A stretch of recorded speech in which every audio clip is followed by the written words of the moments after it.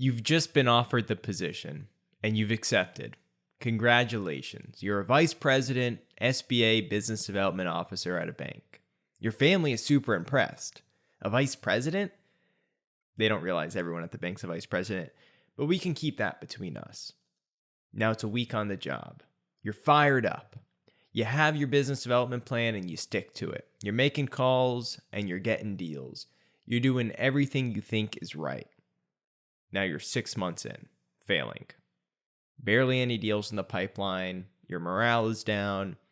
You feel you've been sold a bill of goods. What went wrong? Chances are the answer lies in the interview process. Stick around and I'll explain.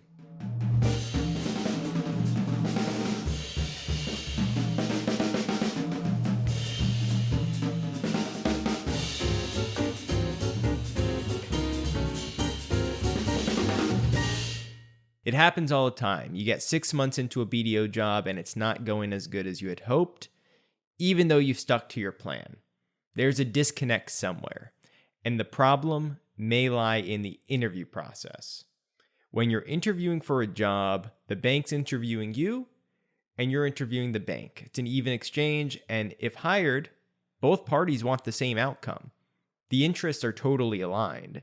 They want you, the BDO, to be successful and close loans. And you want the same. And the interview process is really where both parties do their best to determine if that desired outcome is likely to be achieved. And the biggest shortfall, and the reason so many BDOs never really get off the ground, is because they joined a shop that wasn't the right fit for them. And that's more likely to happen if there was too shallow of an interview process. So let's start on the bank side first. The bank needs to be super clear with exactly what they expect from the candidate when they're hired, because that could be part of the issue.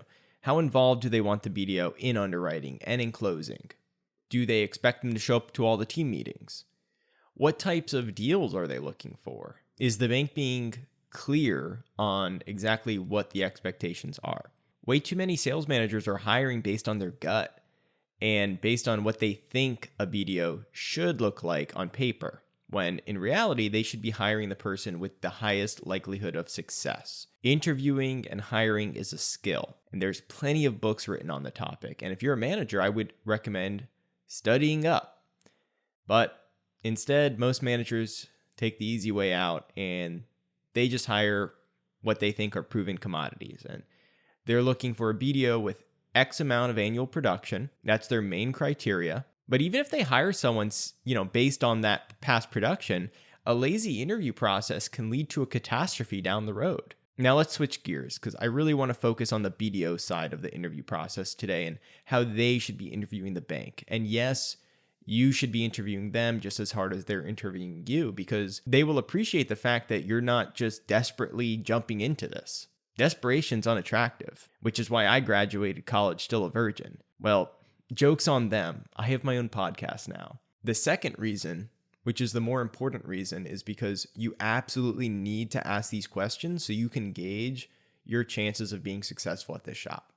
What you ultimately need to understand is what they're actually selling, whether there's a market for it, and how big that market is. I actually just found a list on my phone of about 20 questions that I asked a potential employer, and this is going back like 7 years. I was 25 at the time with limited experience, but I still asked a bunch of really specific questions, and I ended up getting the job, and I became a top producer there. And I'm going to include that list in the show notes below so you can go check it out at the end of this. And most of them are credit related. Now, not every shop is going to be good at everything, but you should have 2 or 3 things that you can go to market with and absolutely feel like you have the best product for these situations or these types of projects. Now, let's face it. Every SBA lender has their own credit guidelines that lay on top of the SBA's credit guidelines. And if those are really conservative, chances are you're selling on rate. But if the rates aren't that awesome and you're on the more conservative side, then you better be really fast. The value proposition could be any number of things really, but there needs to be one. That's what's important. And once you determine that, I would discuss real life deal scenarios. When I came to Fundex, my thought was that I'm still going to be able to do 90% of what I was already doing plus more, because the credit box allowed for uncollateralized lending. So I had the chief credit officer review a synopsis of each of my last 20 deals and had him provide feedback on each one so I could be really sure I knew what I was getting into. Now, maybe you think that's just me being a pain in the ass, and maybe he thought that, but actually they should be thankful I did it, because that's going to minimize the chances of bringing on someone who doesn't understand the credit box, which will ultimately lead to an unsuccessful hire and cost the company money and time and resources. So to recap, you basically need to know their credit guidelines, advance rates, collateral discounting rates, tolerance for unsecured exposure, industry restrictions, stuff like that.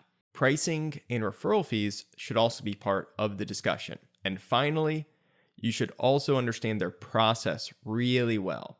Our process is a little different here, and I had them to explain it 3 times before I came on board, going into excruciating detail.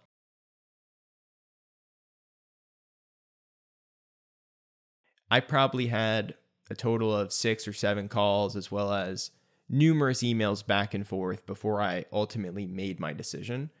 And I made sure not to drag it out too, by the way. Like, we did all that in a matter of about 30 days. But I'm not done yet. There's more. You also want to ask how the other BDOs are doing.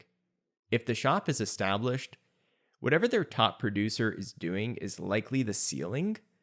And it's going to be really hard for you to come into a shop that's been around 10 plus years and outproduce their top producer who's been there 6 years and has the relationship with the chief credit officer who already has their referral sources.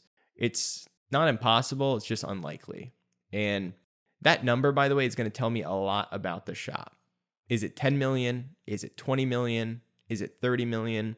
If the top producer is doing 20 million, then I know that that number is 100% achievable, so there's definitely a way for me to do it. Now, if it's only 10 million, I need to ask myself why that is. Also, is everyone hitting their goals, or is the top 20% producing 80% of the volume? Meaning, a lot of the BDOs there are failing. These are important questions. When I came here, there were 3 BDOs, and all 3 of them were successful. And that's the best possible scenario. Because if 100% of the BDOs are successful and you come in and you're not successful, you've got to take a hard look at yourself in the mirror. I would also ask them, and some will offer this up themselves, to speak with one of their producing BDOs. Hey, how do you like it here? Oh, you're happy? Why?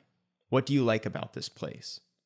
Will they be 100% transparent with you? Perhaps not, but you can still learn a lot from that 20-minute conversation. One more thing. Don't be afraid to ask the tough questions. What is your BDO's number 1 complaint? What's the biggest challenge your shop is facing? Why did other BDOs fail in this position? Why isn't 50% of your sales team producing? The whole courting of talent and interviewing process can sometimes be removed from reality. It's like a fairy tale. I remember my first BDO job offer, the title, the money. All you have to do is close X. Cut to arguments with credit, customers getting burnt out in closing. You lose a $3 million deal in closing. You know, it's not all glamorous. Now, don't get me wrong, it's still the best job, but it's not easy.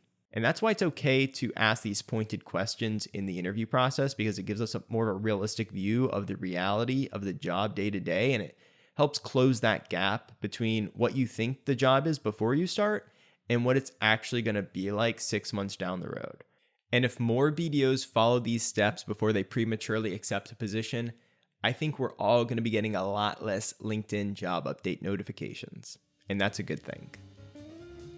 All right, that's it for this week. Don't forget to subscribe to the podcast so you never miss an episode of The Art of SBA Lending. And if you have any feedback or suggestions, email me at ray@artofsba.com.